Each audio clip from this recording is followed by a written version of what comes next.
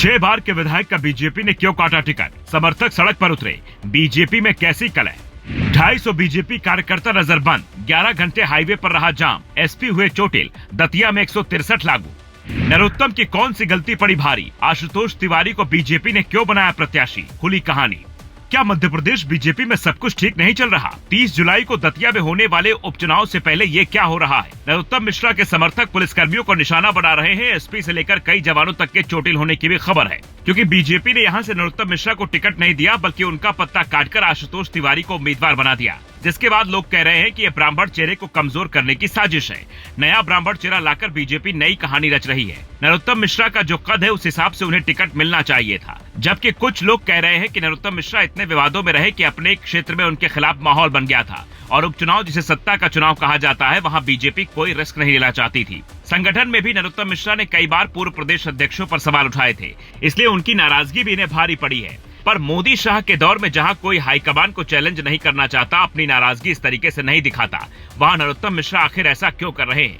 क्या उन्हें इस बात का अंदाजा नहीं है कि आगे परिणाम क्या होगा? जानकार कहते हैं नरोत्तम मिश्रा को यह भरोसा नहीं हो रहा कि उनका टिकट कट गया है, क्योंकि उन्होंने नॉमिनेशन फॉर्म खरीद लिया था। वो इलाके में प्रचार भी करने लगे थे, रूठे लोगों को बनाने की कोशिश में लगे थे। लेकिन हाईकमान को यह बात पता थी कि साल 2023 के चुनाव में कांग्रेस प्रत्याशी राजेंद्र भारती ने इन्हें जिस तरीके से हराया, वो दोबारा दोहराया जा सकता है। 25 साल पुराने मामले में राजेंद्र भारती को सजा होने की वजह से उनकी सदस्यता चली गई, और अब दतिया में उपचुनाव हो रहे हैं। इसके लिए बाकायदा अर्धसैनिक बलों की कई कंपनियां तैनात की गई हैं, ताकि माहौल न बिगड़े। लेकिन जब सत्ता समर्थक पार्टी के कार्यकर्ता ही माहौल बिगाड़ने में लगे तो क्या होगा?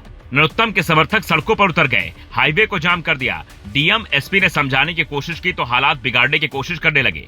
नतीजा, डीएम ने कहा कि अब सख्त कार्रवाई होगी, और इलाके में धारा 163 लागू कर दी गई है। 5 से ज्यादा लोगों को इकट्ठा होने पर रोक लगा दी गई है। खबर यहाँ तक है कि करीब 250 बीजेपी कार्यकर्ताओं को कार्यालय में ही नजरबंद कर दिया गया। यानी नरोत्तम के जो समर्थक पहले ये कह रहे थे कि दादा को लोकसभा भेजा जाएगा, इन्हें राज्यसभा का टिकट मिलेगा, वो अब टिकट कटने के बाद से इस तरीके की हरकतें करके इन्हें सत्ता में बनाए रखना चाहते हैं। पर क्या किसी नेता से आज के दौर में बीजेपी डरेगी? अगर कोई ऐसा सोचता है तो शायद उसकी ये भूल है। नरोत्तम मिश्रा का बैकग्राउंड देखें। डबरा से इनकी राजनीति की शुरुआत 1990 से हुई, लेकिन बाद में इन्हें दतिया सीट से टिकट दिया गया। बाबूलाल गौर और शिवराज सरकार में मंत्री बने। गुना की लोकसभा सीट से सिंधिया खिलाफ लड़े। सनी लियोनी से लेकर कई हीरोइन पर टिप्पणी करने से लेकर हिंदू मुस्लिम के एजेंडे तक में इनके बयान वायरल होते रहते हैं। इसलिए इनका टिकट कटने से सोशल मीडिया पर अलग अलग रिएक्शन दिख रहा है। अब ये उपचुनाव बीजेपी कैसे जीतेगी, अपनों के विरोध के बाद दतिया में क्या होगा, इस पर सबकी निगाहें टिकी हैं, क्योंकि इससे पहले बिहार की बांकीपुर सीट पर भी बीजेपी ने जिसे उम्मीदवार बनाया, उन्होंने नामांकन वापस ले लिया। इस सीट से जनसुराज के पार्टी प्रशांत किशोर भी चुनाव लड़ रहे हैं। तो फिर बिहार से मध्य प्रदेश तक कौन सी सियासी खिचड़ी पक रही है? सोचिए और जवाब दीजिए।